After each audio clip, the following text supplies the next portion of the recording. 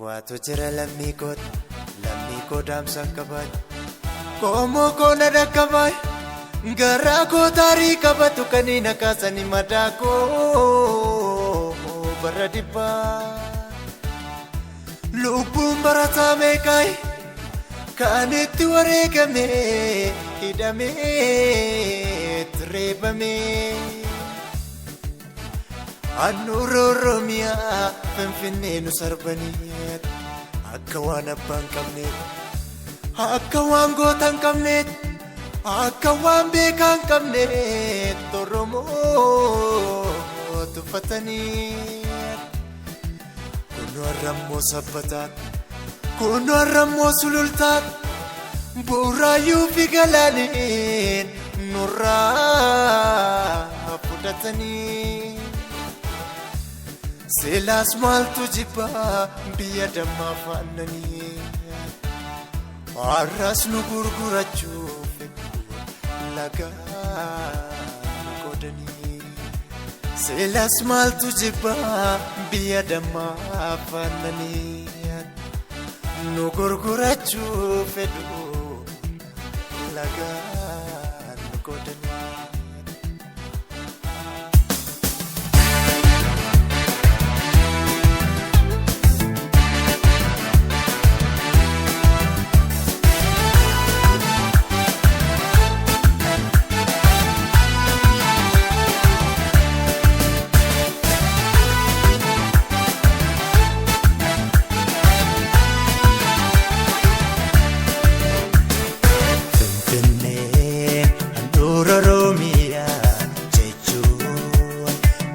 Maluf goda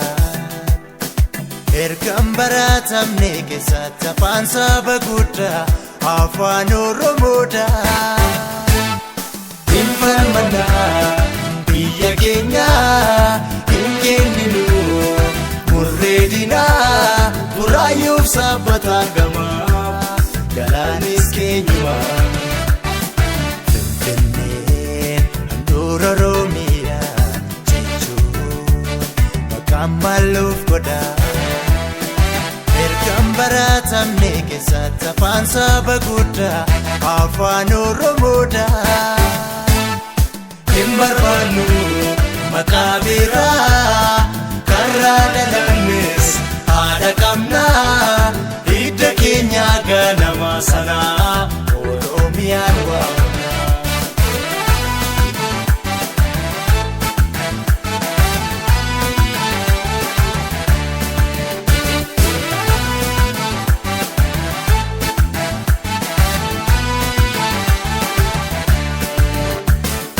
Kootee bulaaf barataa ilmaan Oromooti kan biyya laaf keessa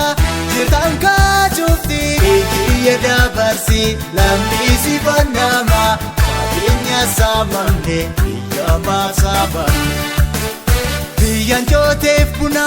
sooretti albuuda sirraa nyaatee dhugee ammaasitti yaada Beekaas qabna goota hin dhabne waa maraa Abumti diinaan kullus maal kanarra Innu teenyuun gadii tuffatamuun keenya hin kenneen umurree nutis biyya keenya Oromoo namaateera kaa'iyyaa Oromoo wal gaggalaafata taatiin baraana Buraayyuulee sanuma keenya sabbatanii sanuma keenya Afaan federaalaa haa ta'u Sanuma keenya hojjetaa mootummaa federaalaa ilmaan Oromoo mana adamaa jiran haa gadhiifaman Handhuura Oromiyaa Finfinnee keessaa siidaan buqqifamee siidaan Taaddasaa Birruu haa dhaabbatu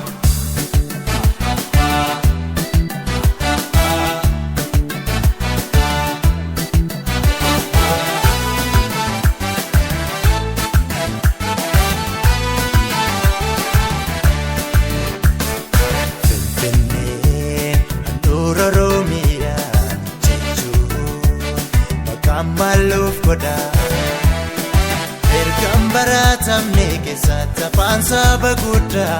afaan Oromoodha Afaan addaa afaan hawaa kan saba guush kana wiilaa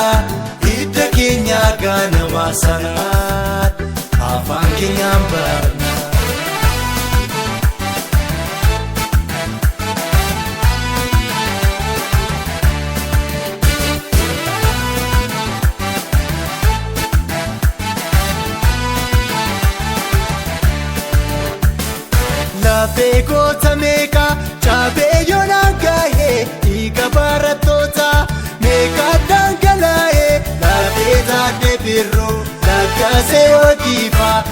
eebbisa addunyaa Yoosef Kamachoo.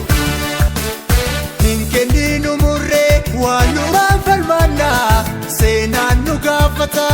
lubbuu jaraa sanaa sheffiiree daamusee jaakamaa badaanii gaaddii sarmaa saafaa oolaa deemaa dambe. Mallameen salphatee hoomaan qabnee kaanii nu geesse jidduu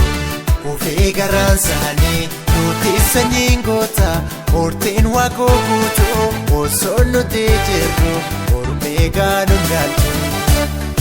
Ayyaa kan dhiisee harargee irree dawaa shakkisoonee mana barumsaa Oromiyaa keessatti akkuma amaaraa baratamu mana barumsaa Finfinnee keessatti akka maraatti afaan Oromoos haa baratamu. Handhuura Oromiyaa